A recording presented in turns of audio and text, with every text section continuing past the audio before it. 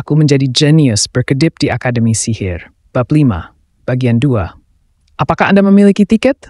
Aku rasa dia hanya skeptis karena aku tampak seperti seorang penduduk desa. Pasti. Pelaut itu dengan hati-hati memeriksa tiket tersebut. Tampaknya dia takut jika aku akan mencoba menyelinap ke Arcanium, kota sihir teratas di dunia. Dengan ekspresi ragu, pelaut itu menyusuri jalanku.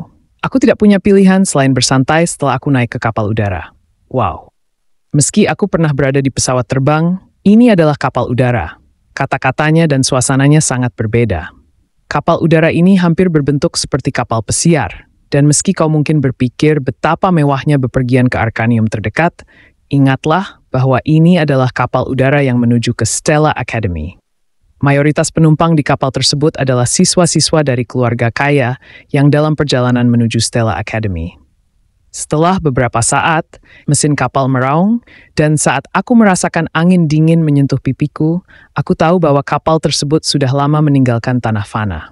Kapal udara ini tidak terasa pengap seperti pesawat terbang, di mana kau hanya bisa melihat keluar melalui jendela kecil. Mungkin itulah mengapa ada lebih banyak siswa di luar daripada yang aku perkirakan. Lihatlah bocah itu yang melirik-lirik. Apakah ini pertama kalinya kamu naik kapal udara? Kamu pasti dari desa. Stella adalah salah satu akademi paling bergengsi di dunia, tetapi aku tidak tahu mengapa mereka mengizinkan orang-orang biasa untuk hadir. Sungguh mengecewakan. Aku juga tidak mengerti. Aku bisa mendengar penghinaan di sekelilingku karena aku memiliki pendengaran yang sensitif. Anak-anak orang kaya sama saja di dunia manapun. Apa yang bisa diharapkan dari gosip remaja? Aku ingin memanggil semua orang ke kamar mandi dan membasahi rambut mereka di mangkuk toilet, tetapi aku menahan diri karena aku tidak ingin seperti remaja-remaja ini. Lihat, mereka sedang merokok, dan aku bertindak seperti orang dewasa. Arcanium adalah zona larangan merokok bagi remaja. Pelaut itu berlari menuju siswa-siswa yang telah aku tunjuk. Ini adalah rokok. Akhirnya, saat memeriksa barang-barang mereka, ditemukanlah sekotak rokok. Dalam situasi seperti itu, sikap seorang siswa rata-rata akan diperbaiki. Jika kamu seorang rakyat biasa, akuilah bahwa itu bukan milikmu. Biarkan saja, aku adalah pewaris Baron Dennington dari kerajaan Adolphid. Jika kamu seorang bangsawan, ancam dengan menekankan status kebangsawananmu. Namun, kebangsawanan atau apapun tidaklah penting dalam penerbangan ke Stella. Mereka harus mematuhi aturan ketat sekolah sejak mereka tiba. Pelaut itu membuka mulutnya untuk berbicara. Namun hal itu tidak diperlukan. Tiba-tiba, pewaris Baron Dennington menutup mulutnya dengan cepat. Pelaut itu mundur selangkah, dan para siswa membentuk memberikan jalan seolah-olah mereka sedang terhipnotis. Dunia hampir berhenti, dan keributan mereda ketika seorang gadis muncul. Rambut peraknya berkibar dengan kacau, tetapi tetap bersinar anggun, dan matanya yang merah, lebih gelap dari darah, tampak memiliki kekuatan untuk menstun siapapun. Sementara penampilannya yang cantik memburamkan kehadiran orang-orang di sekelilingnya. Orang lain hidup di dunia 480 piksel, sementara dia hidup di dunia 1080 piksel Full HD. Dengan penampilan yang begitu jelas dan hidup, sangat mudah untuk menebak identitasnya. Hong Bion Adolphid, putri kerajaan Adolphid. Pikiran pertamaku saat melihatnya adalah, wow, dia seorang selebriti. Tetapi kemudian aku merasa belas kasihan padanya. Dalam alur cerita ini, Hong Bion adalah seorang antagonis. Dengan itu, dia ditakdirkan untuk mengalami akhir yang buruk. Dia ditakdirkan untuk menemui akhirnya dengan berbagai cara setelah serangkaian pertarungan yang menegangkan dengan Etna. Dia dibunuh dengan kejam dalam beberapa akhir cerita, sementara dia dibully oleh seluruh sekolah dan kemudian dikeluarkan dalam yang lain. Dia bahkan dipenjarakan di pedesaan untuk dihukum selama-lamanya. Dalam kasus terburuk, dia dipermalukan sampai tidak bisa mengangkat kepalanya lagi. Tampaknya mereka mencoba memberikan akhir yang buruk pada karakter Hong Bion dengan sengaja. Princess.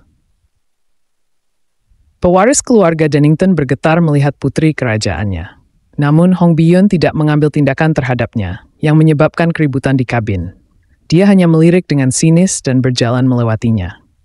Sekejap mata, tatapanku terpaku pada punggung Hong Bion saat rambutnya berkibar liar. Itu sangat berbeda dari penampilannya yang pertama dalam permainan.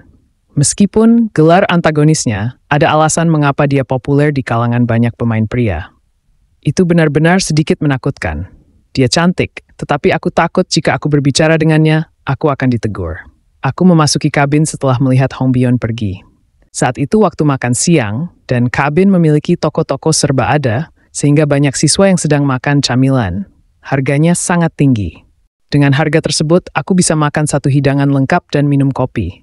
Ketika aku mendengar siswa-siswa berbisik di sampingku, aku terkulai di kursi dan menatap kosong keluar jendela, berpikir lebih baik berpuasa sekarang dan makan nanti ketika aku tiba di Arcanium. Hei, bukankah itu Aisel di sana? Aku mengerti. Aisel, putri tertua dari pengkhianat Grand Duke Morph. Shh, jangan sebutkan itu. Bagaimana jika dia mendengarnya? Benar. Aisel? Nama yang familiar. Mengikuti tatapan para siswa, aku melihat siluet kesepian yang duduk di sudut membaca buku. Dia memiliki rambut biru langit, dan seperti Hong Bion, penampilan bangsawan yang cantik seolah-olah diberkati oleh Tuhan. Fitur wajah dan aura yang tampaknya menolak kehadiran siapapun sangat familiar bagiku. Tetapi aku tidak bisa mengingat kenapa. Aku buru-buru mengeluarkan spek dan memeriksa informasinya. Aisel Morph, Nyonya Malang. Suka pizza dan sup acar. Putri tertua dari Grand Duke Morph. Ayahnya sudah meninggal dan keluarganya dalam kehancuran. Menjadi mati nantinya. Apa-apaan ini? Apakah dia Nyonya Malang itu? Dia mengingatkanku pada gadis berbaju abu-abu yang kulihat pagi ini. Aku tidak yakin, tetapi gadis berbaju abu-abu dan Aisel harusnya orang yang sama. Bagaimanapun, aku mencatatnya sebagai salah satu agenda penting. Informasi yang terdapat dalam spek ini adalah ringkasan informasi yang dikumpulkan oleh anggota komunitas dengan cara mereka sendiri. Tentu saja, aku tidak mencatat banyak, karena aku tidak terlalu tertarik pada karakter permainan sejak awal, tetapi gadis bernama Aisel sangat tidak familiar bagiku. Yang paling membuatku khawatir adalah bagian menjadi mati nantinya. Anggota komunitas jarang menggunakan kata kematian untuk menggambarkan karakter. Karena ini adalah permainan simulasi, ada banyak rute dan kemungkinan, jadi jika dia bisa diselamatkan setidaknya sekali, kata kematian tidak akan muncul. Namun, meskipun ada upaya yang dilakukan oleh banyak pemain selama 10 tahun, gadis Aisel tampaknya merupakan karakter yang sama sekali tidak bisa diselamatkan. Dengan kata lain, tidak peduli di mana atau bagaimana dia mati, kematian gadis itu tidak terhindarkan. Ayahnya kemungkinan besar dibunuh oleh Dark Demons. Dark Demons, mereka yang memiliki kekuatan sihir, telah menerima invasi dari dunia lain, bersumpah setia kepada para iblis, dan mengubah diri mereka menjadi salah satu dari mereka. Kemampuan mereka untuk mengubah tubuh mereka dengan bebas dan menggunakan sihir tidak hanya kuat, tetapi mereka digambarkan sebagai jahat dan musuh sejati para pemain.